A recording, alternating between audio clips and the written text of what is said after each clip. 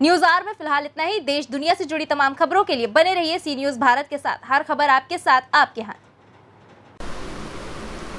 विंध्याचल स्थित प्रसिद्ध मां विंध्यवासिनी मंदिर में नवरात्र में दर्शन पूजन करने के लिए पहुंचे कांग्रेस के वरिष्ठ नेता प्रमोद तिवारी ने पत्रकारों से बातचीत में बलिया कांड को लेकर योगी सरकार में कानून व्यवस्था को लेकर निशाना साधा। उन्होंने कहा कि बलिया कांड ये दर्शाता है कि पुलिस और प्रशासन का खौफ नहीं रहा। जिस तरह से एसडीएम के सामने 25 राउंड गोलियां चलाई जाती हैं और पुलिस के गिरफ्त से आरोपी भाग निकलता है, वह चिंता का विषय है। वहीं प्रमोद तिवारी ने बलिया के क्षेत्र बीजेपी विधायक सुरेंद्र सिंह पर कटाक्ष करते हुए कहा कि उनका यह तर्क कि आत्मरक्षा में गोली चलाई ठीक नहीं है। कोई आत्मरक्षा में हल्का बल प्रयोग करता है, 25 राउंड की गोली नहीं चलाता। बीजेपी अब जाति और धर्म की राजनीति कर रही है। वहीं उन्होंने बिहार चुनाव को लेकर कहा कि मैं श्रद्धांजलि देना चाहता हूं रामविलास पासवान जी को। उन्हें लोग बड़ा मौसम विज्ञानी कहते थे। जब उन्होंने नीतीश का साथ छोड़ा तभी पता चल गया था कि नीतीश की नैया डूबने वाली है। सर, बलिया वाला जो कांड हुआ है उस पर क्या कहना है आपको? बलिया का कांड ये दर्शाता है कि उत्तर प्रदेश में अब अपराधियों को न पुलिस का भय रह गया है न प्रशासन का। मेरे ख्याल से ये अपने आप में एक अभूतपूर्व घटना है कि सीओ उस सर्किल के, एसडीएम उस डिवीज़न के, सब डिवीज़न के, सारी पुलिस फोर्स की मौजूदगी में जिस तरीके से उसने 1-2 राउंड नहीं चलाए, 25 राउंड लोग कहते हैं, हो सकता कुछ कम कुछ ज़्यादा हत्या होती है। पर उससे ज़्यादा जिस बात ने मुझे विचलित किया है कि जो अपराधी था जिसने गोली चलाई थी उस पुलिस के कब्जे में आ गया। पुलिस के कब्जे से वो छूटा कैसे?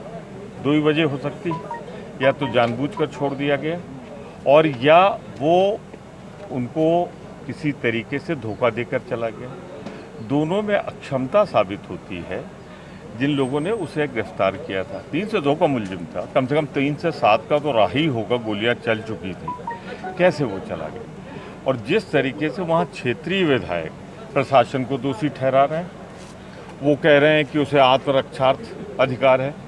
अरे भाई, आत्मरक्षा में आप उतना ही तो करोगे बल का प्रयोग जितना आवश्यक हो कि आप 25 गोलियां चला के तमाम लोगों को घायल कर दोगे।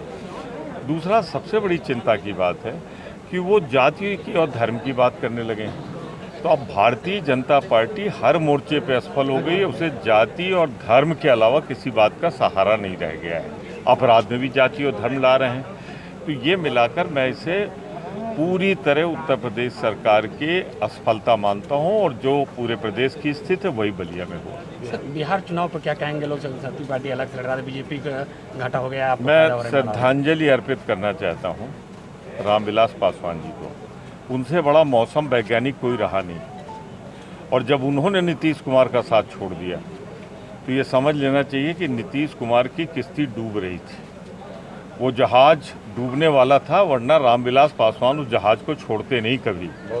और जो परिस्थितियां हैं बेरोजगारी की, 15 साल से जनता को जिस तरह वहाँ पर बेरोजगारी दी गई, आपने और हमने खासतौर से मिर्ज़ापुर इलाहाबाद के लोगों ने देखा होगा कि लाखों बिहार के लोग जो मजदूर थे कहीं पैदल चल के यहाँ से गए। ये दर्शाता है कि बिहार सरकार ने कोई प्रबंध उनके लाने का नहीं किया था। दूसरा, वहाँ रोजगार नहीं है। तीसरा, भ्रष्टाचार चरम पे है। चौथा, यहाँ हम 13 बलात्कार हुए एक सप्ताह में। वहाँ तो मुजफ्फरपुर में जो संवासनी गृह था उसमें रोज बलात्कार हो रहा था। और उसकी जो मंत्री थी और जिनके पति का वो था, उसको भी टिकट दे दिया उन्होंने मुजफ्फरपुर से। तो ये दर्शाता है जनता ने मन बना लिया है। बिहार की जनता का मन बना हुआ है। जिस दिन चुनाव होगा उस दिन नीतीश कुमार की रवानगी तय है और राजद कांग्रेस दोनों की सरकार का 2/3 बहुमत से तय है। आगामी दुगना उपज का दे रहे थे, हमारा तो उतना ही मिलना मुश्किल हो गया। फिर जो कृषि विधेयक लाए हैं, मैं कहता हूँ 100 पेज का है। क्या उसमें एक लाइन नहीं जोड़ी जा सकती थी कि एमएसपी रहेगा, यानी न्यूनतम समर्थन मूल्य रहेगा? तो नीयत खराब। ये किसान की उपज को ख़ास तौर से अडानी की तिजोरी तक पहुंचाना चाहते हैं। हम उसके विरोध में है। जनता उस जो जानवर छुट्टा जिन्होंने किसान का खेत चरा है वो भी एक बड़ा भारी मुद्दा है, बेरोजगारी। और तीसरा मैं मानता हूं कि जो उत्तर प्रदेश हो या देश हो, अगर आज कोरोना आया है तो सिर्फ एक आदमी उसके लिए गुनाहगार और गलती है, उसका नाम है श्री नरेंद्र मोदी। जब चीन में आ गया था अक्टूबर में 2019 में, तो इनको दिसंबर में इंटरनेशनल फ्लाइट रोक देनी चाहिए थी, जो अंतर्राष्ट्रीय विमान आ रहे थे, क्योंकि कोरोना कोई पैदल चल के तो आता नहीं, हवा से भी नहीं आता तो सिर्फ हवाई जहाज़ से। तो दुनिया के और देशों ने, चाहे ताइवान हो, चाहे सिंगापुर हो, चाहे जापान हो, जब इन्होंने इंटरनेशनल फ्लाइट रोक दी थी तो यहाँ सिर्फ नमस्ते ट्रंप की चापलूसी के लिए वो फरवरी तक चलाई गई।